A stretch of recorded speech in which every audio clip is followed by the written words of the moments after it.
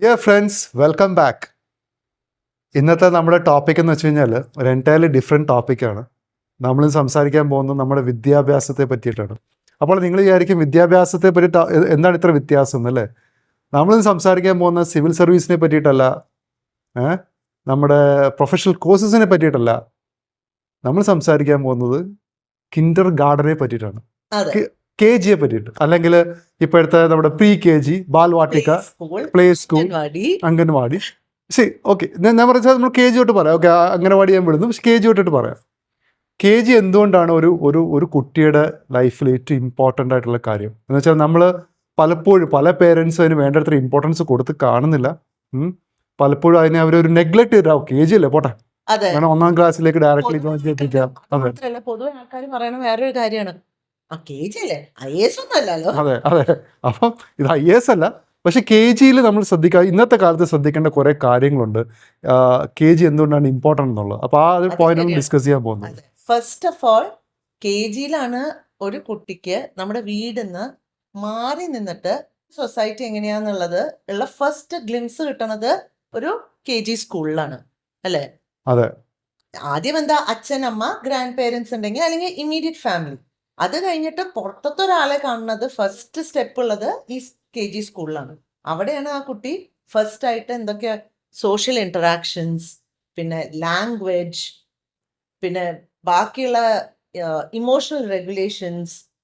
എന്താ വെച്ചാൽ വീട്ടിലാവുമ്പോൾ എന്താണ്, ഒരു കുട്ടി ഉണ്ടാവും, അതിൻ്റെ ചുറ്റും പേരൻസ് ഉണ്ടാവും, അല്ലേ? പക്ഷെ സ്കൂളിൽ ചെല്ലുമ്പോൾ ആ കുട്ടി മനസ്സിലാക്കും, ഓ, എൻ്റെ പോലെ തന്നെ വേറെ കുട്ടികളും ഉണ്ട്, ഞാൻ മാത്രമല്ല ഈ ലോകത്തെ ഏറ്റവും ഇമ്പോർട്ടൻ്റ് ആയിട്ടുള്ള ഒരാളെന്ന്. അവിടെയാണ് ഈ സെൽഫ് റെഗുലേഷൻസ്, ഇമോഷൻസിനെ കൺട്രോൾ ചെയ്യാൻ, ഇതൊക്കെ ഇവർ പഠിക്കണത് KG സ്കൂളിലാണ്, കിൻഡർ ഗാർഡനിലാണ് ഇവർ ഫസ്റ്റ് പഠിക്കണത്. ഇതെന്ന് വെച്ചാൽ നമ്മുടെ ഒരു ഫൗണ്ടേഷൻ കണക്ക് നമ്മുടെ ഒരു ബിഹേവിയർ, ഒരു സോഷ്യൽ ഹ്യൂമൻ ബീങ് ആണല്ലോ. നമ്മളൊരു സോഷ്യൽ എന്താ പറയുക, ഹ്യൂമൻ ബീങ് ആണല്ലോ. അപ്പോൾ സോഷ്യൽ സ്കിൽസ് ഡെവലപ്പ് ചെയ്യുന്നതെന്ന് വെച്ച് കഴിഞ്ഞാൽ അതിൻ്റെ ഒരു ഫൗണ്ടേഷൻ എന്ന് വെച്ച് കഴിഞ്ഞാൽ അതെപ്പോഴും ഒരു KG എന്നാണ് സ്റ്റാർട്ട് ചെയ്തത്, മനസ്സിലായില്ലേ? അപ്പം അതിന് അത് കൂടാണ്ട് തന്നെ ഇപ്പം നമുക്ക് എന്തെങ്കിലും നമ്മുടെ കുട്ടിക്ക് എന്തെങ്കിലും ഒരു ചെറിയ എന്തെങ്കിലും ഡിസബിലിറ്റീസ് ഉണ്ടെങ്കിലോ, ഫോർ എക്സാമ്പിൾ ഡിലേസ് ഉണ്ടെങ്കിൽ, എന്ന് വെച്ചാൽ ചില കുട്ടികൾക്ക് സ്പീച്ച് ഡിലേസ് ഉണ്ടാവും, ചില കുട്ടികൾക്ക് എന്താ പറയുക, നമുക്ക് ലാംഗ്വേജ് ഡിലേസ് ഉണ്ടാവും, ലേണിംഗ് ഡിലേസ് ഉണ്ടാവും, ഓട്ടിസം സ്പെക്ട്രം ഡിസോർഡറിൽ വരാം, ലേണിംഗ് ഡിസബിലിറ്റീസ് ഉണ്ടാവും, LD ഉണ്ടാവാം. അതെ, ഇങ്ങനെയുള്ള കാര്യങ്ങളൊന്നും പേരൻസ് ശ്രദ്ധിക്കത്തില്ല മോസ്റ്റ് ഓഫ് ദ കേസസ്. അപ്പോൾ ഇങ്ങനെയുള്ള കാര്യങ്ങൾ എപ്പോഴാണ് മനസ്സിലാവുന്നതെന്ന് വെച്ച് കഴിഞ്ഞാൽ ബാക്കിയുള്ള ആ ഒരു KG ടീച്ചർക്ക്, ഒരു വെൽ എക്യുപ്ഡ് ആയിട്ടുള്ള KG ടീച്ചർക്ക് പെട്ടെന്ന് മനസ്സിലാവും. എന്ന് വെച്ചാൽ അവിടെ കുറേ പിള്ളേരുണ്ടാവും.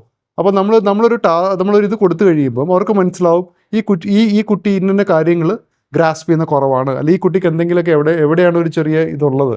എന്താ വെച്ചാൽ നമ്മളൊരു 3 year oldനെ വേറെ 3 year oldsന്റെ കൂടെയാണ് നമ്മൾ കമ്പയർ ചെയ്യണേ. അഗൈൻ അക്കാഡമിക് കമ്പാരിസൺ അല്ല, നമ്മൾ പറയണേ എങ്ങനെയാണ് ആ കുട്ടി ഒരു ഗിവൺ സിറ്റുവേഷനെ ഹാൻഡിൽ ചെയ്യണേ. അതിപ്പോ ക്രിട്ടിക്കൽ തിങ്കിങ്, പ്രോബ്ലം സോൾവിങ്, ഇതൊക്കെ അതിൽ പെടും. നോട്ട് ജസ്റ്റ് ഇങ്ങനെ ലാംഗ്വേജും അല്ലെങ്കിൽ വിഷൻ, ഓഡിയോ, അത് മാത്രമല്ല. അതെ, പിന്നെ അത് ഇങ്ങനെ നമ്മൾ എന്തെങ്കിലും സാധനം ഐഡന്റിഫൈ ചെയ്യുന്ന വിചാരിക്കുക. ഇന്നത്തെ കാലത്ത് അതിന് ഒരുപാട് മിക്ക നല്ല സ്കൂൾസിനും സെൻറ്റർ ഓഫ് സ്പെഷ്യൽ എഡ്യൂക്കേഷൻസ് ഉണ്ട്. വേറെ ഈ കുട്ടിക്ക് വേണ്ടിയ എന്താ പറയുക എയ്ഡ് നമുക്ക് കൊടുക്കാൻ പറ്റും, നമുക്ക് വേണ്ടി ഹെൽപ്പ് നമുക്ക് ആ സമയത്ത് കൊടുത്തു കഴിഞ്ഞാൽ ഈ കുട്ടിക്ക് അത് പെട്ടെന്ന് ഓവർകം ചെയ്യാൻ പറ്റും. അല്ലെങ്കിൽ അതൊരു ഭയങ്കര ഇമ്പോർട്ടൻറ്റ് പോയിന്റ് ആണ്. എന്താ വെച്ചാല് നമ്മൾ പറയാ ഫസ്റ്റ് 5 yearsലാണ് നമ്മുടെ ബ്രെയിനിന്റെ മാക്സിമം ഡെവലപ്മെന്റ് നടക്കുന്നത്. അപ്പൊ ആ സമയത്ത് കിട്ടുന്ന ഇന്റർവെൻഷൻസ് കിട്ടിയാല് ഏറ്റവും കൂടുതൽ ഈ കുട്ടീനെ ഹെൽപ്പ് ചെയ്യാൻ പോണ through out his or her life ഏറ്റവും കൂടുതൽ ഹെൽപ്പ് ചെയ്യാൻ പറ്റുക ആ ഫസ്റ്റ് 5 yearsൽ ഏർലി ആയിട്ട് നമുക്ക് ഇന്റർവീൻ ചെയ്യാൻ പറ്റുമ്പോഴാണ്. അതെ, എന്ന് വെച്ചാൽ നമ്മൾ പല പേരൻസും ഉണ്ടല്ലോ, നമ്മളത് സ്കിപ്പ് ചെയ്തിട്ട് 1ാം ക്ലാസ് 2ാം ക്ലാസ്സിലൊക്കെ ചെല്ലുമ്പോൾ എന്ന് വെച്ച് കഴിഞ്ഞാൽ അപ്പോൾ ആ കുട്ടിക്കും ആ ഒരു എന്താ പറയുക, ബാക്കിയുള്ള പിള്ളേരെ എന്നുള്ള ഒരു മാറ്റി നിർത്തുക, അല്ലെ ആ പിള്ളേരെ ഈ കുട്ടിയെ വേറെയായിട്ട് കാണുക. KGയിലാകുമ്പോൾ അങ്ങനത്തെ പ്രശ്നങ്ങളൊന്നുമില്ല. മനസ്സിലാവും തോറും ഇവര് കുറച്ചുകൂടി സ്വന്തമായിട്ട് തോന്നാൻ തുടങ്ങും, അയ്യോ അവര് ചെയ്യണ പോലെ എനിക്ക് ചെയ്യാൻ പറ്റുന്നില്ലല്ലോ, അങ്ങനെയൊക്കെ. അതെ, അപ്പോൾ അത് പിന്നെ വേറൊരു ബിഹേവിയറൽ പ്രോബ്ലം ആയിട്ട് അത് ഡെവലപ്പ് ചെയ്യും. അപ്പം അങ്ങനെ പല ഇഷ്യൂസും വരും, എഫക്റ്റ് ചെയ്യും. അപ്പം ഇന്നത്തെ പണ്ടത്തെ കാലത്തൊന്നും വലിയ പ്രശ്നങ്ങളില്ല, ഇതിങ്ങനെ പോയി. പക്ഷെ ഇന്നത്തെ കാലത്തെ പിള്ളേരെന്ന് വെച്ച് കഴിഞ്ഞാൽ ഭയങ്കര സ്മാർട്ടാണ് അവർ, മനസ്സിലായില്ല, ഭയങ്കര സ്മാർട്ട് പിള്ളേരാണ്. അപ്പോൾ അവരെ എന്താ പറയുക, അവർക്ക് അപ്പോൾ ഇന്നത്തെ ലോകത്ത് കോമ്പീറ്റ് ചെയ്യണം, ഇന്നത്തെ ലോകത്ത് നമുക്ക് ജീവിക്കണമെങ്കിൽ നമ്മുടെ പിള്ളേർക്ക് നമ്മുടെ പിള്ളേരുടെ എന്താ പറയുക ഒരു ബേസ് എന്ന് പറയുന്ന സാധനം ഉണ്ടല്ലോ, എന്താ പറയുക അപ്ബ്രിങ്ങിന്റെ മെയിൻ സാധനമാണല്ലോ നമ്മുടെ സോഷ്യൽ സ്കിൽസ്. അത് സോഷ്യോ ഇമോഷണൽ അതെ, ഇമോഷണൽ സ്കിൽസ്. അപ്പോൾ അതിന് ഏറ്റവും കൂടുതൽ ഇമ്പോർട്ടൻസ് കിട്ടുന്ന, അല്ലെങ്കിൽ ഏറ്റവും കൂടുതൽ നമുക്ക് മനസ്സിലാക്കാൻ പറ്റുന്നത് KG എന്നാണ്. പിള്ളേർ പഠിക്കുന്നത് KG ലെവലിലാണ്. അതെ, KG ഞാൻ പറയുന്നത് അക്കാഡമിക്സിൽ ABCD ജാക്ക് ആൻഡ് ജിൽ അല്ല പറയുന്നത് കേട്ടോ. അതൊക്കെ വേറെ, നമ്മൾ അതിനെ പറ്റിയിട്ടേ അല്ല പറയുന്നത്. അതൊക്കെ വേറൊരു ഇമ്പോർട്ടൻറ്റ് ഫാക്ടറാണ്. ബട്ട് നമുക്ക് ഇന്നത്തെ കാലത്ത് ഒരു പേഴ്സന്റെ സോഷ്യോ ഇമോഷണൽ സ്കിൽസ്, ഇപ്പോൾ നമ്മളൊരു അഡൾട്ടായിട്ട് ഒരു ഓഫീസിൽ അല്ലെങ്കിൽ കമ്പനിയിൽ വരുമ്പോൾ അതർ ദാൻ അവരുടെ ഒരു എക്സ്പെർട്ടീസ് ഇൻ ദാറ്റ് ഫീൽഡിനെ കൂടാതെ അവരുടെ സോഫ്റ്റ് സ്കിൽസ് അത് ഭയങ്കര ഇമ്പോർട്ടൻ്റ് ആണ്. സോഫ്റ്റ് സ്കിൽസ് എന്ന് വെച്ചാൽ it can be critical thinking, ഒരു ടീം പ്ലെയർ ആയിട്ട് എങ്ങനെയാണ്, അല്ലെങ്കിൽ പ്രോബ്ലം സോൾവിങ്, അല്ലെങ്കിൽ again emotional regulation, leadership qualities, അല്ലെങ്കിൽ എബിലിറ്റി ടു ടേക്ക് റെസ്പോൺസിബിലിറ്റീസ്.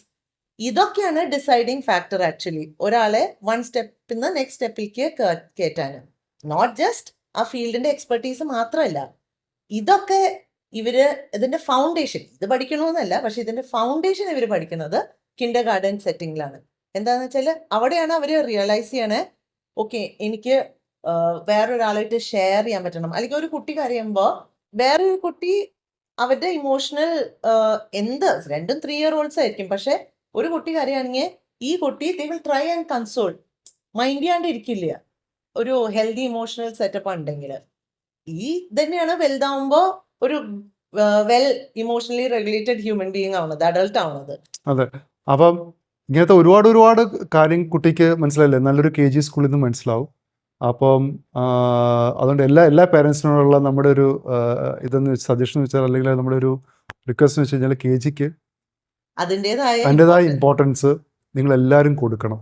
ഇപ്പോ നമ്മുടെ NEP നാഷണൽ എഡ്യൂക്കേഷൻ പോളിസി പ്രകാരം ഫൗണ്ടേഷണൽ ലെവലിന് അവർ അത്രയും ഇമ്പോർട്ടൻസ് കൊടുക്കുന്നുണ്ട്. 3, 4, 5, 6, 7, 8 എന്ന് പറഞ്ഞിട്ട് 3 years അവർ തുടങ്ങുന്നുണ്ട്. അല്ലാണ്ട് പണ്ടത്തെ പോലെ സ്റ്റാൻഡേർഡ് 1 തൊട്ടല്ല അവർ പറയണേ. ബിക്കോസ് ആ government we have realised how important is the first 5 years of a child, not just 6 years onwards. First standard തൊട്ട് മാത്രമല്ല, ഇനിയും ചേഞ്ച് വേണ്ടത് നമ്മുടെ തിങ്കിങ്ങിൽ നിന്നാണ്. മനസ്സിലായില്ലേ, KG വെറും ഒരു കിൻഡർ ഗാർഡനായിട്ട് കാണാണ്ട് അതിന് വേണ്ട സ്കൂൾ അല്ലെങ്കിൽ വിസിറ്റ് ചെയ്യാൻ പറ്റുന്ന ഒരു സ്ഥലമായിട്ട് കാണാതെ അതിനൊരു ഡ്യൂ ഇമ്പോർട്ടൻസ് എല്ലാ പേരൻസും കൊടുക്കണം. ഓക്കെ, ഇനിയും ഇങ്ങനെ ഒരു ടോപ്പിക്കായിട്ട് വീണ്ടും കാണാം.